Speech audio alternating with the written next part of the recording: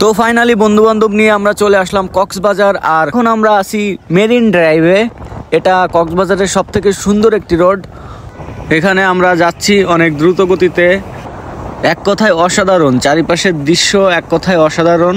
উপরে নীল আকাশ, বাম পাশে পাহাড়, তারপরে যে ভাইয়ের নীল গাড়ি, ওরে বাবা ভাই কিভাবে চালাচ্ছে দেখুন। তো আমরা এখন একটি চেকপোস্ট পার হব। এখান থেকে একটু স্লোলি যেতে হবে, না হলে এখানে পুলিশে ঝামেলা করতে পারে।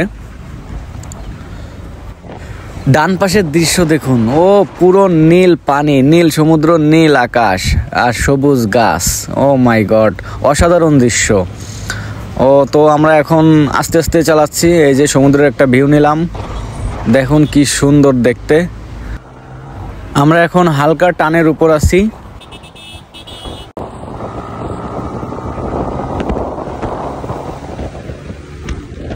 এই যে দেখুন ডান পাশের দৃশ্য অনেক সুন্দর। আমরা এখন যাব ওই যে ব্রিজে দেখা যাচ্ছে দূরে, ওই ব্রিজে যাব আমরা।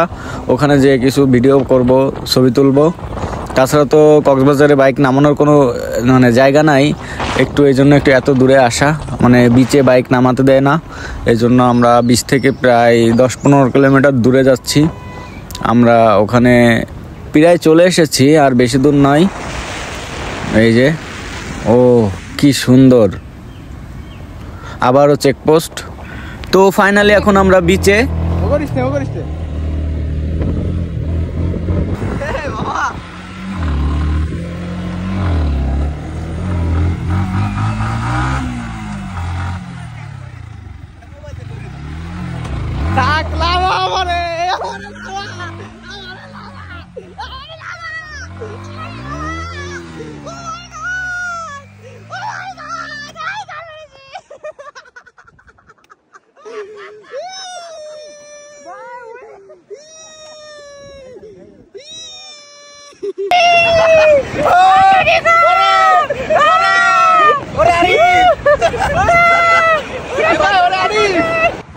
বালির উপর বার্ন আউট করে বাইকের অবস্থা, বাইকের চাকা এক হাত ভিতরে ঢুকে গেছে। এই যে দেখুন সবগুলো বাইকের অবস্থা। আমি কাজটা করছি কি, সবার বাইকের অবস্থা খুবই খারাপ, কারণ এখানে তো স্ট্যান্ড মারার কোনো জায়গা নাই।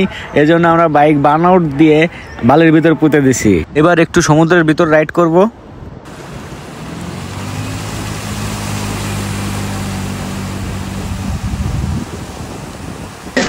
খালি গায়ে হেলমেট পরে আমাদের অবস্থা। তো ফাইনালি এখন আমরা হোটেলের উদ্দেশ্যে রওনা দিচ্ছি। এই যে আমাদের ধুলো বালিতে অবস্থা খুব খারাপ, গেঞ্জির অবস্থা, তাই আমরা খালি গায়ে রাইড করতেছি। আর বাইকের অবস্থাও তো অনেক খারাপ। এখন আমরা যাব বাইক ওয়াশ করতে, তো সাথে থাকুন।